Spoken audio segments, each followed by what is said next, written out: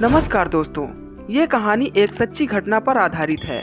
दोस्तों, कहानी लास्ट तक सुने और लास्ट में अपनी राय कमेंट बॉक्स में जरूर दें। मडराक थाना क्षेत्र के मोहनपुरा गांव में 6 अप्रैल को एक महिला अपनी बेटी के मंगेतर के साथ रफू चक्कर हो गई। लड़की शादी के सपने संजो रही थी, मगर अचानक शादी से 10 दिन पहले उसकी मां अपने होने वाले दामाद के साथ भाग गई। रंग में भंग पड़ चुका था। शादी वाले दिन अचानक 16 अप्रैल को भागे हुए सास सपना और दामाद राहुल खुद ही अलीगढ़ के दादो स्टेशन में हाजिर हो गए। राहुल ने बताया कि अलीगढ़ से भागकर दोनों कासगंज, बरेली, फिर बिहार के मुजफ्फरपुर तक पहुंच गए।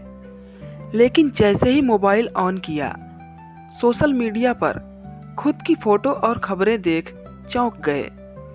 फिर फैसला लिया कि अब वापस चला जाए।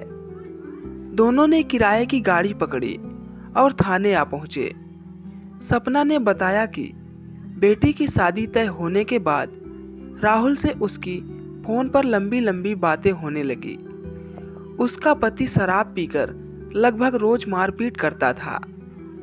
इसके कारण वो मानसिक रूप से परेशान रहती थी। ऐसे में राहुल उसका सहारा बना। शादी से पहले उसने घर से 3.5 लाख रुपए नकद और 5 लाख के जेवर पैक किए और राहुल के साथ निकल ली। सास ने कहा, हर दिन ताना मिलता था, गाली सुननी पड़ती थी। कहते थे तू दामाद के साथ ही भाग जा। तो मैं सच में भाग गई। मनोहरपुर गांव की रहने वाली सपना देवी ने पुलिस के सामने ये भी बताया कि उसके 25 साल के भावी दामाद से संबंध कुछ दिनों के नहीं, बल्कि वह राहुल के साथ पूरी जिंदगी रहेगी। राहुल भी अपनी सास की हाँ में हाँ भरता दिखा और कहा कि दोनों एक दूसरे से अब शादी करना चाहते हैं।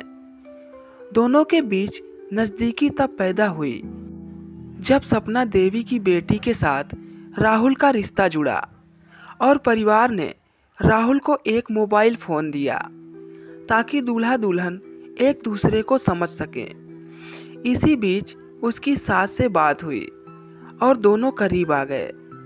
राहुल ने बताया कि उसने ये कदम सपना की हालत को देखकर उठाया, क्योंकि सपना ने बताया कि उसका परिवार उसे परेशान कर रहा है और वह आत्महत्या के बारे में भी सोच रही थी।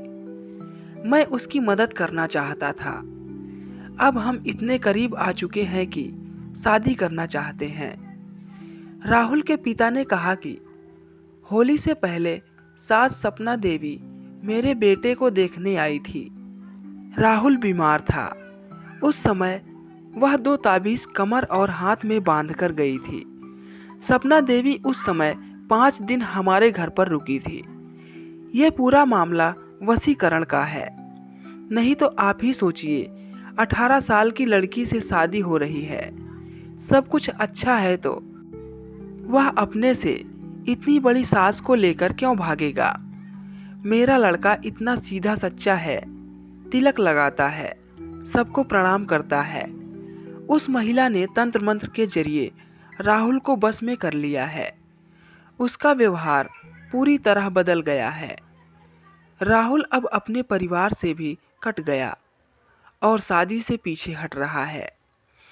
पिता ने यह भी कहा कि बेटे ने जो किया उससे समाज में मान सम्मान खराब हुआ है। अब बेटे को वे अपने साथ नहीं रखना चाहते और संपत्ति से भी बेदखल कर देंगे। बस बेटा जो जेवर और नकदी लेकर गया है उसे लौटा दे। सपना देवी के पति जितेंद्र का कहना है कि वह उनके लिए मर गई है, उससे कोई रिश्ता नहीं रखना चाहते। बस पुलिस से इतनी गुहार है कि 3.5 लाख रुपए और 5.5 लाख के जेवर लौटा दे। पति ने यह भी बताया कि शुरू में मेरी पत्नी और होने वाले दामाद की बात कुछ ही घंटे होती थी, लेकिन थोड़े दिनों बाद वे रात दिन उसी में लगे रहते थे। शक भी हुआ, लेकिन सोचा शादी नजदीक है, कुछ कहने का फायदा नहीं है। इसके बाद दोनों भाग गए। वहीं सपना का कहना है कि वह सिर्फ अपना मोबाइल और 200 रुपए लेकर भागी थी और कुछ नहीं लेकर गई। वहीं बेटी अनीता ने भी कहा कि उसे माँ से अब कोई मतलब नहीं, लेकिन जो कैश और जेवर वह लेकर गई है वो लौटा दे। पुलिस और परिवार हार गए तो हुई काउंसलिंग। पुलिस ने महिला को सखी वन स्टॉप सेंटर भेजा, जहां काउंसलिंग की गई, लेकिन सपना ने साफ कह दिया कि वह अपने पति जितेंद्र के साथ किसी भी हाल में नहीं रहना चाहती। इसके बाद उसे परिवार परामर्श केंद्र लाया गया, जहां अनुभवी काउंसलरों ने घंटों तक बात की, लेकिन सपना बार बार यही दोहराती रही, मैं राहुल के साथ ही जाऊंगी। अंततः काउंसलर भी हार मान गए। पुलिस ने भी दोनों को छोड़ दिया। मडराक थाना प्रभारी अरविंद कुमार का कहना है कि गहने और चोरी के आरोपों की जांच की जाएगी। सपना के पति जितेंद्र ने कहा है कि अगर उनकी पत्नी और राहुल 3.5 लाख रुपए नकद और 5.5 लाख के जेवरात वापस नहीं देते तो वह कानूनी कार्रवाई करेंगे। साफ है कि सपना के पति गहने और कैश नहीं मिलने पर पत्नी और राहुल को चैन से नहीं जीने देंगे। आइए दो दिग्गज वकीलों से जानते हैं कि जितेंद्र सपना पर क्या क्या कानूनी कार्रवाई कर सकते हैं। वरिष्ठ अधिवक्ता नरेंद्र सिंह चौहान और नीरज गुप्ता का कहना है कि भारत में यदि कोई पत्नी व्यभिचार विवाहित व्यक्ति का अपने पति या पत्नी के अलावा किसी अन्य व्यक्ति के साथ यौन संबंध बनाना में शामिल है और पति के घर से आभूषण और नकदी की चोरी करती है, तो मामले के तथ्यों के आधार पर कई कानून लागू हो सकते हैं। दोस्तों, आपको क्या लगता है? अपनी राय कमेंट बॉक्स में जरूर दें। दोस्तों, वीडियो अच्छा लगा तो एक लाइक जरूर करें और चैनल को सब्सक्राइब जरूर करें।